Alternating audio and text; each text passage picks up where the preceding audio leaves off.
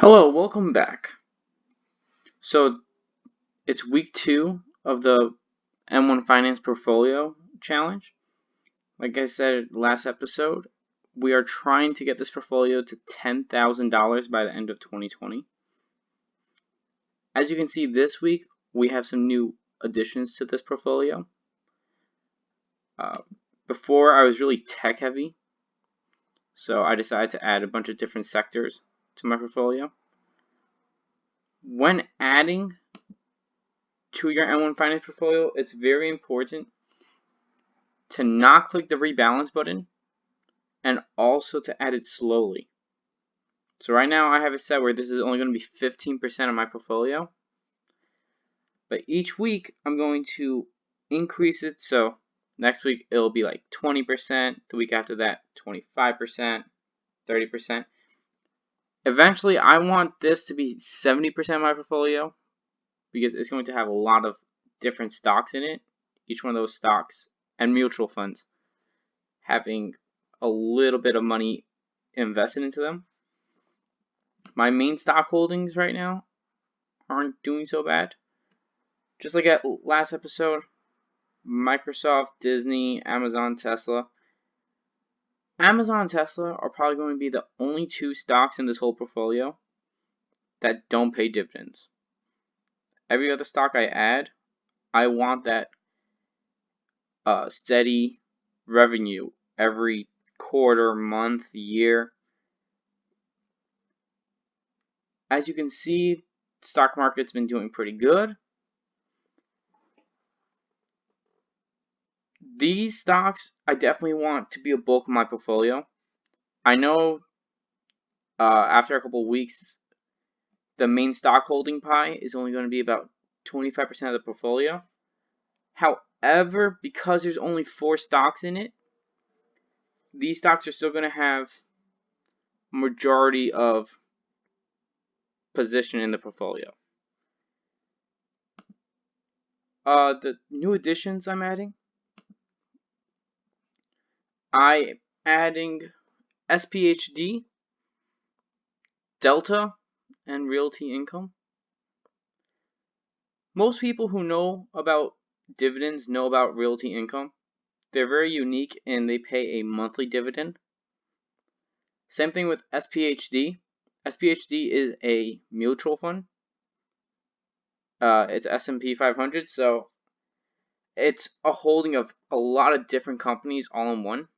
You get a small portion of different companies invested in it. They pay monthly.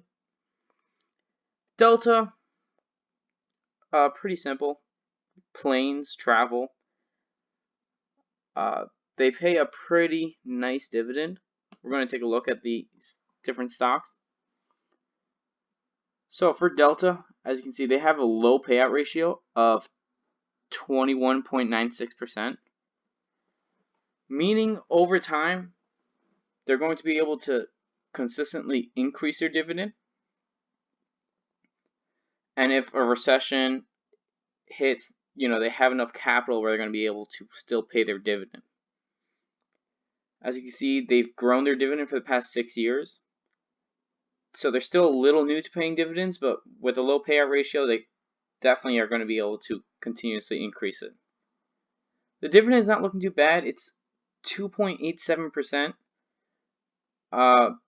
They pay out annually $1.61, and they pay it quarterly. If we take a look, they're down off their 52-week high about 8.64%. One thing to remember about Delta is since they are involved in travel, if a recession does hit, their stock price will go down. Just because of the fact when people don't have a lot of money, they don't travel. Next, we'll look at Realty Income. The reason I'm adding this to my portfolio is whenever I had a portfolio in the past, Realty Income was definitely one of the first stocks I added. It's nice to have a little bit of the realty market in your portfolio. Their payout ratio is pretty high, But something you have to remember about REITs, REITs have to pay out 90% of their profits in order to get their tax exemption. So you're always going to have a higher payout ratio with a REIT. However, they've been growing their dividend for 24 years. Right now, it's at 3.53% with an annual payout at $2.79. Now, I wouldn't be surprised if come 5 years they stop raising their dividend. However, for right now, that 3.53% is pretty high compared to most stocks in the market. As I already know, we're really at a high time in the stock market. So it's very hard to find these value stocks that you can invest. And I mean, I'm not saying it's an amazing buy to buy Realty Income. I'm just saying they do have a track record of raising their dividend. They pay monthly, so you're able to get that oncoming revenue to invest into other stocks. The beauty with M1 Finance is if Realty goes down, M1 Finance will take your investments and put it into Realty Income. This way you're averaging down on your stock price. So let's say I buy the stock at $80. I buy 2 shares. And then next week when I put money into my portfolio, it's $70. Well, if I buy 2 more shares next week, my average stock price is going to be about $75. So I'm going to get a little bit better yield. I'm going to get pretty much an overall good buy on a nice stock with a proven track record. I always like to look for dividend stocks that have at least 5 years of raised dividend. Usually I like 10.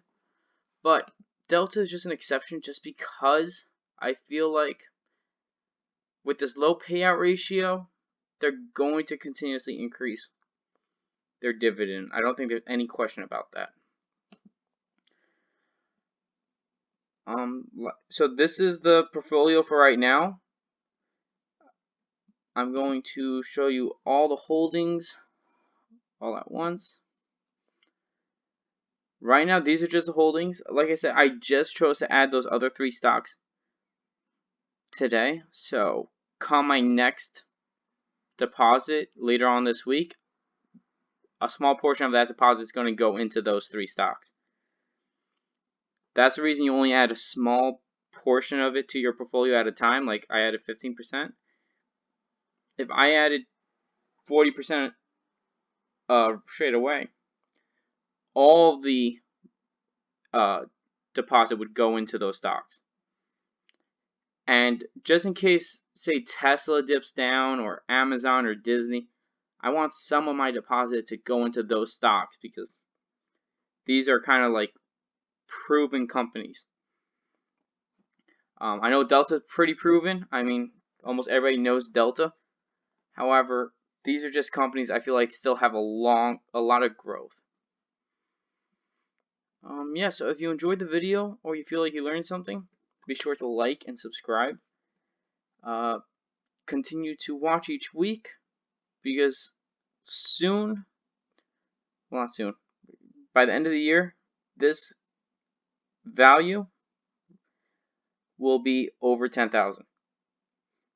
So, like I said, make sure you like this video, subscribe, join the journey, and I'll see you next week.